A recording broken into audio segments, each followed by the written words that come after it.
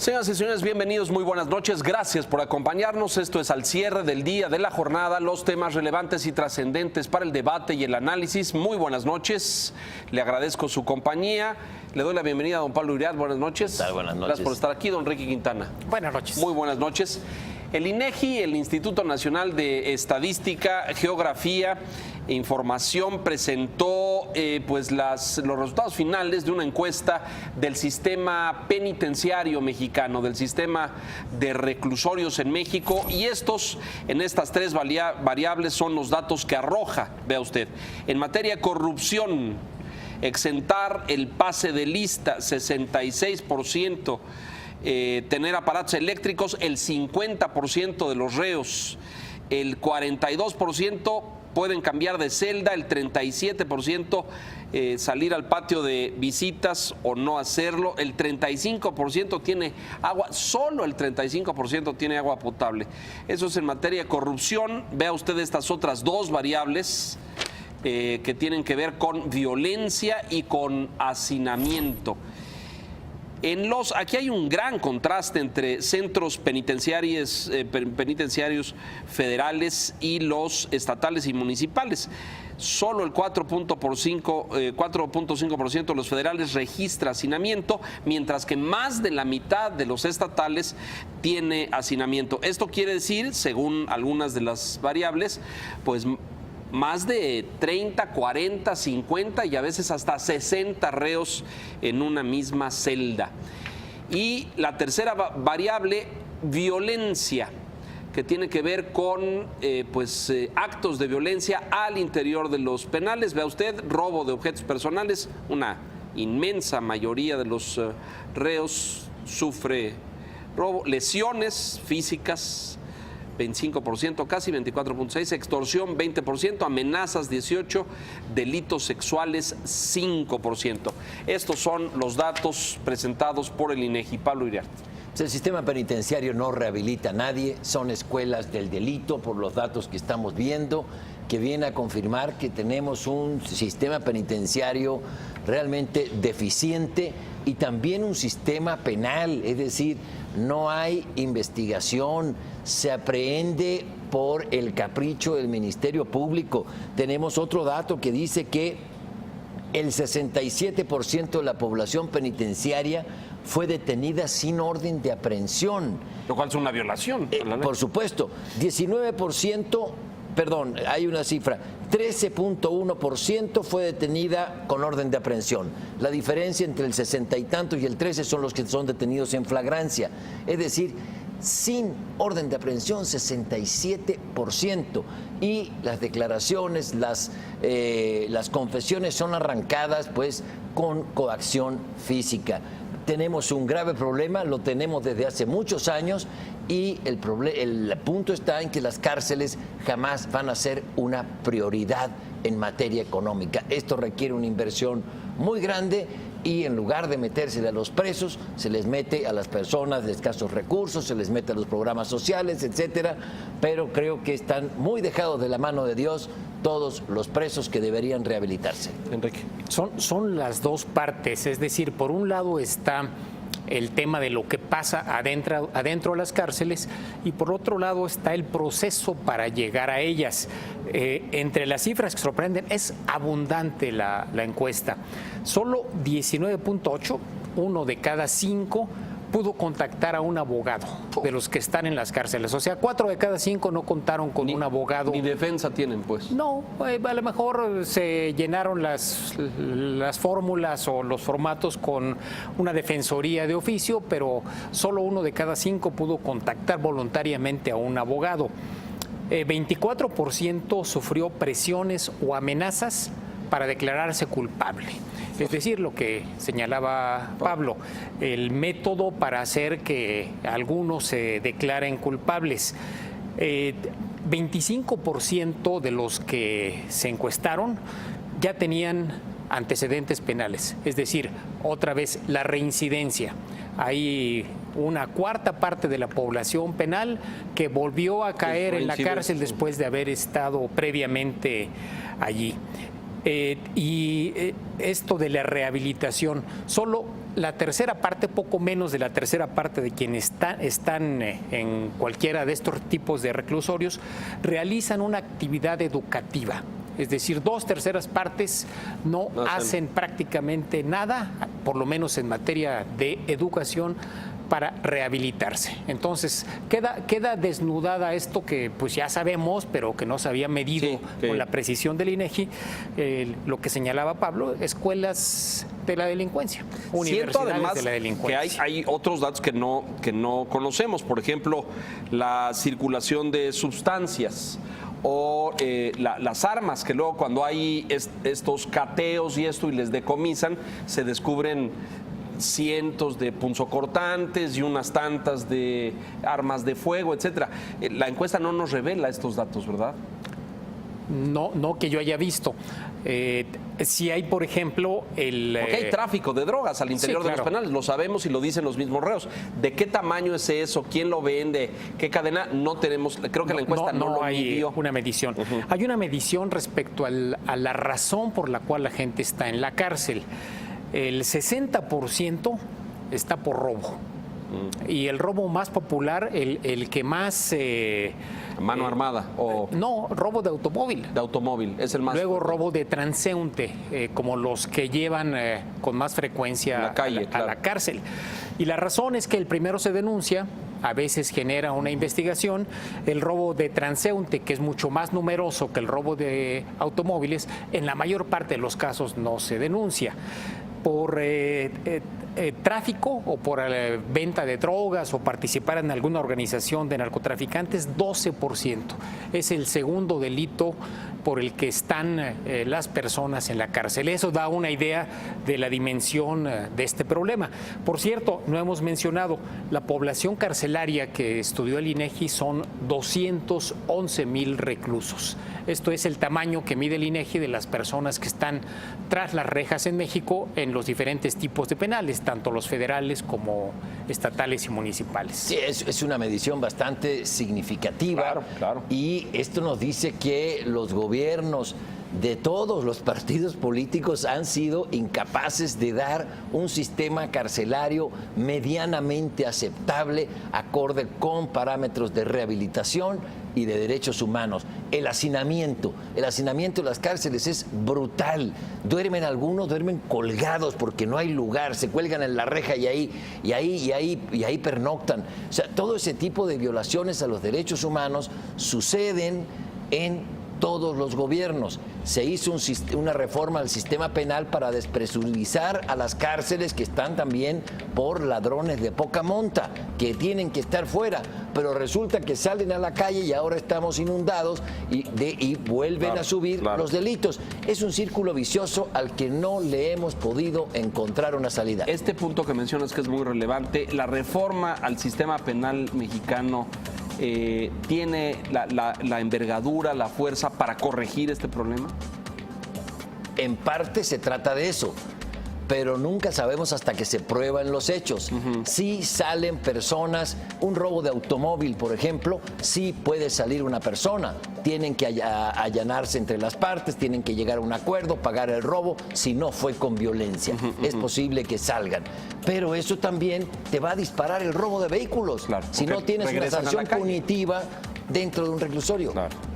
Hay que subrayar, porque a veces pensamos en las cárceles Almoloya, la de allá de Jalisco, Puente Grande. Puente Grande. El 95% de los reclusos están en cárceles estatales o municipales. Los penales federales apenas albergan al 5% de todos los reclusos. Que son esos, los grandes, Almoloya, Puente Grande. Y generalmente donde las condiciones son muy diferentes. Sí. En fin, pues esa es la fotografía triste, lamentable, desgarradora del sistema penitenciario mexicano. Coincido contigo, porque aquí han ido administraciones y venido de colores y sabores y no hay un plan de mejora ni de corrección de este problema. Hay otras prioridades siempre. Claro. Mensajes, regresamos enseguida con más temas. Volvemos.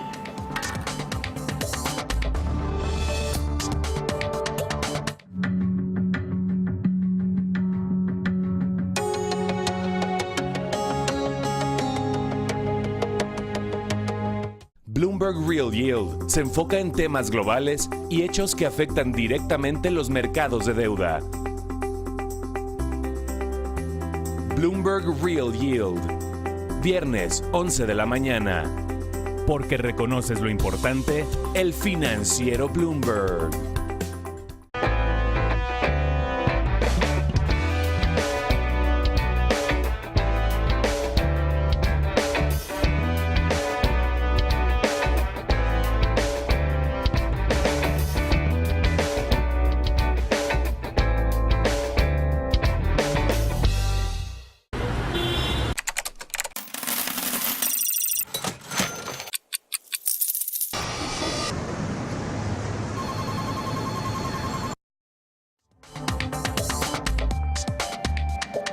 El tema del caso Tláhuac y la disputa por el liderazgo del cártel de Sinaloa y lo que se ha encontrado en Tláhuac ha sorprendido y escandalizado a más de un experto. Esta mañana fue detenido Nahum Abraham Sicarios Montalvo, un hombre conocido como el Quinceañero, un operador de Dámaso López Núñez, el licenciado, quien se entregó a la justicia estadounidense. Este quinceañero detenido de hoy tenía la función de comprar casas en esa zona del sur de la Ciudad de México, en Tláhuac, en Tlalpan, que fungieran como casas de seguridad en la Ciudad de México. Fue detenido esta mañana en Atizapán de Zaragoza, en el Estado de México.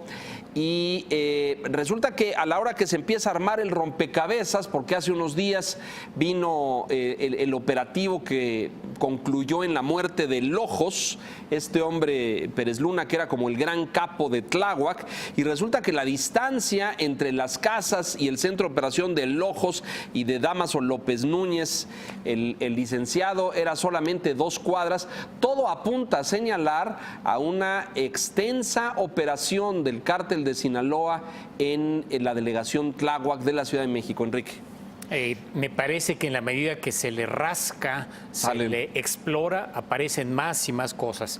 Creo que esta relación, ahorita Pablo abundará respecto a ella, pero de las cosas que también se han descubierto es la aparición de parientes de Lojos en la nómina delegacional. Y hay que recordar que... Y acaba de salir alguien a decir que el delegado estuvo en una fiesta con el Lojos y con su... es lo que seguramente el miércoles va el delegado Salgado a comparecer a la Asamblea Legislativa de la Ciudad de México. Y seguramente va a ser de los temas que van a salir, esta conexión familiar donde parientes de Salgado tienen vínculos de negocios aparentemente con gente cercana a El Ojos. Entonces hay una telaraña donde hay relaciones administrativas o probablemente complicidades, por lo menos omisiones o negligencias en muchos ámbitos, con el asunto de los mototaxistas. Claro. Y bueno, ahora lo que se descubre que es este entrelazamiento de cárteles. A raíz de lo que dice Enrique y de lo que hemos visto, de lo que estamos comenzando a ver, porque parece que todos los caminos del narcotráfico en la Ciudad de México, o muchos de ellos, pasan por Tláhuac, confluyen en Tláhuac, cobra relevancia la acción de la Marina y de la Policía Federal. Cuando se desmantela este embrión, este huevo de la serpiente, como alguien le llamaba, del narcotráfico, de un cártel del narcotráfico que se estaba asentando en la Ciudad de México, en Tláhuac, le está haciendo un enorme servicio a la ciudad. ¿Por qué? Porque cuando se hermanan política y narcotráfico, como es el caso de Tláhuac, tenemos entonces situaciones como la que han tenido Tamaulipas, donde ocurrió, Sinaloa, donde históricamente también ocurrió, y aquí en la Ciudad de México ese huevo de la serpiente se estaba empollando, se estaba anidando, no empollando de serpiente, en Tláhuac.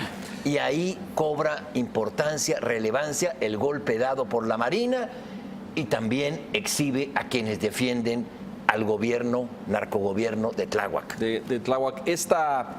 esta entrega del minilico de este hombre López Núñez, Damaso López Núñez, a las autoridades estadounidenses, parte de estos operativos que estamos viendo puede ser información obtenida o entregada ya en declaraciones por este hombre allá a las autoridades estadounidenses? Yo creo que hay una gran interrogante. La hipótesis que ha circulado más es el hecho de que muy probablemente acuda en calidad de testigo protegido. Es difícil imaginar que un personaje así de manera voluntaria se entregue a autoridades norteamericanas. Entonces no sería raro que hubiese secuelas que todavía estamos por ver de esta entrega por la información que se va a revelar. Creo que ojalá que sea solamente la madeja que se empiece a jalar y salga todo esta bola de relaciones extrañas y el intento de asentarse en lo que es sin duda uno de los mercados más grandes, si no es que el más grande a nivel nacional de la droga, que es la Ciudad de México, quizá por lo menos compitiendo con Cancún, Ciudad del Carmen, donde también hay cada vez más asentamiento de este tipo de grupos. Miguel Ángel Mancera ha sido reiterativo en decir que en la Ciudad de México no había cárteles, ¿no es cierto? Y lo ha venido diciendo 5 años, pero toda esta evidencia como que demuestra lo contrario, ¿no? Es un asunto semántico, sí, aquí no se produce posiblemente droga, pero existe en sí la presencia de grandes capos del narcotráfico. Esta inserción del minilic y del lic de su padre en Tláhuac viene ¿por qué? Porque cuando se divide el cártel de Sinaloa a la caída del Chapo Guzmán, los hijos del Chapo se enfrentan con el LIC y el minilic. El LIC es atrapado en la Ciudad de México, sus escoltas estaban en Tláhuac y el minilic piensa expandirse y traer su imperio a la Ciudad de México para conquistar la capital de la República con su cabeza de playa que es Tláhuac. Es decir, tenemos mucho que saber y ojalá se despolitice, que nadie salga a defender al narcogobierno de Tláhuac, que todos los indicios, están los parientes en la nómina. Tláhuac es prácticamente un pueblo, son 300,000 personas. ¿Cómo no vas a ver lo que está pasando ahí cuando los mototaxistas están controlados por el hermano? Los mototaxistas eran halcones y salgan a decir que era un hombre ejemplo de honestidad. Es decir, es ponerle una coraza política y decir, no se metan con el narco en Tláhuac porque se meten contra mí, que soy el honesto y el impoluto. Ojalá que depongan su actitud y que entren en la racionalidad por el beneficio de la ciudad. Esto es un caso que atrae la PGR, se lo queda a la Procuraduría de Justicia de la Ciudad de México. ¿A quién le toca? Me parece que no está definido y imagino que están las dos. Algunos delitos son del fuero común y otros probablemente puedan ser catalogados como del fuero federal.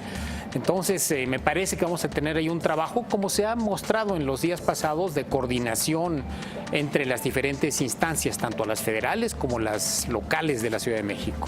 No ha acabado, ¿verdad, Pablo? Vamos a ver aquí mucho. Esto apenas empieza, porque no es solamente, es narcotráfico, es corrupción, es derecho de piso, es decir, en Tláhuac había un batidillo de delitos que tienen que salir.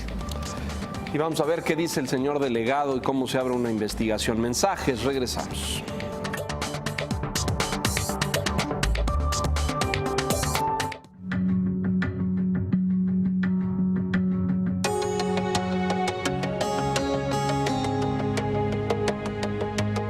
President Bush to sign the North American Free Trade Agreement. A más de 2 décadas de haber entrado en vigor, América del Norte discutirá los nuevos términos del tratado comercial más importante del mundo. Conoce a las delegaciones, las estrategias y los temas que habrán de llevarse a las mesas de negociación. Sigue de cerca la cobertura a través de nuestra programación especial. A partir del 13 de agosto, NAFTA Week, inicia la negociación, porque reconoces lo importante, el financiero Bloomberg.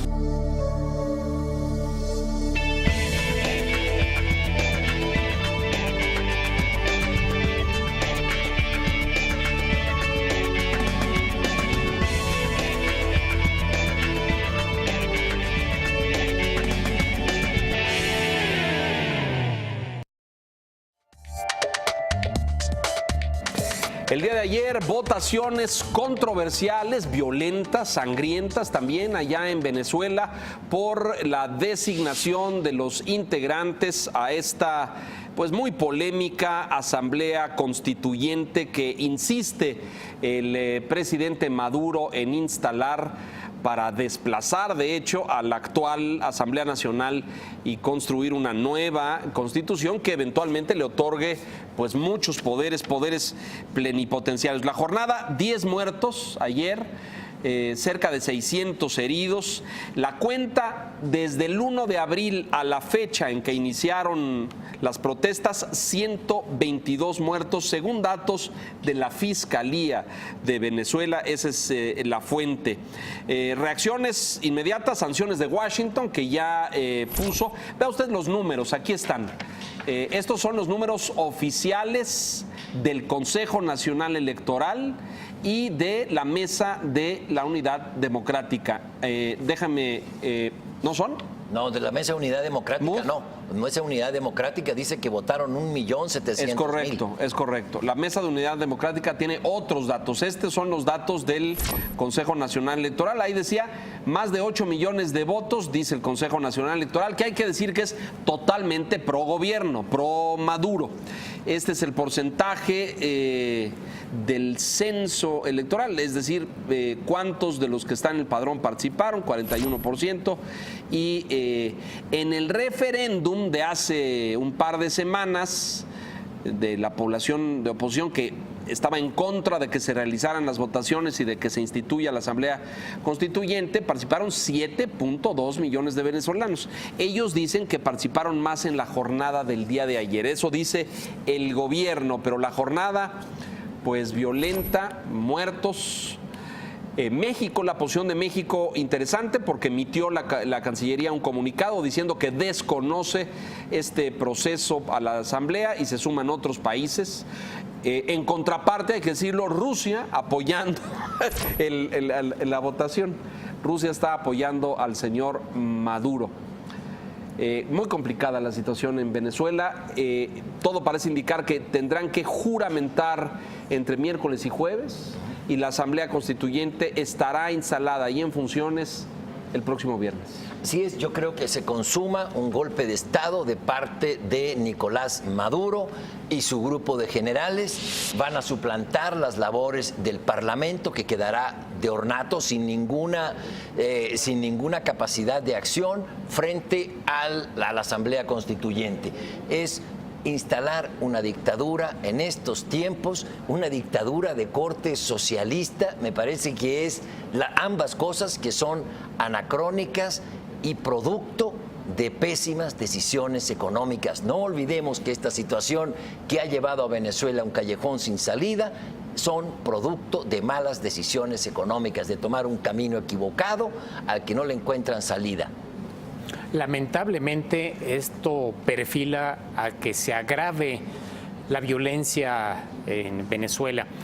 Si el miércoles o jueves se instala la Asamblea Constituyente, va a ser a través de las armas, porque van a ocupar, entiendo, el mismo local que hoy tiene el Congreso. La fiscal general de Venezuela ya dijo que no va a reconocer los resultados. Es decir, hay una crisis institucional que eventualmente se puede convertir en una crisis social de otras dimensiones si la gente se convence de que no hay manera. Mucha más gente va a querer recurrir a actitudes violentas, sí, porque no se ve ninguna disposición a sentarse a dialogar de parte de Maduro. Creo que la única opción que quedaría es que una parte del ejército se separara de Maduro, lo depusiera, fuera ahí un golpe de Estado orientado, militar formalmente, orientado a restaurar la democracia. Sí, lo que dices es no hay vía institucional para lograr una conciliación. Bueno, muchos pensamos que en el momento que los militares retirasen el apoyo a Maduro, ahí estaría el fin del régimen. Pero yo no veo que eso pueda suceder en el futuro inmediato. No, hasta el momento hay cohesión. Y no existe una cohesión por el pegamento ideológico, sino por la corrupción. Claro, exactamente. Los militares, no sé si todos, no creo que todos en Venezuela, pero están en las células del narcotráfico.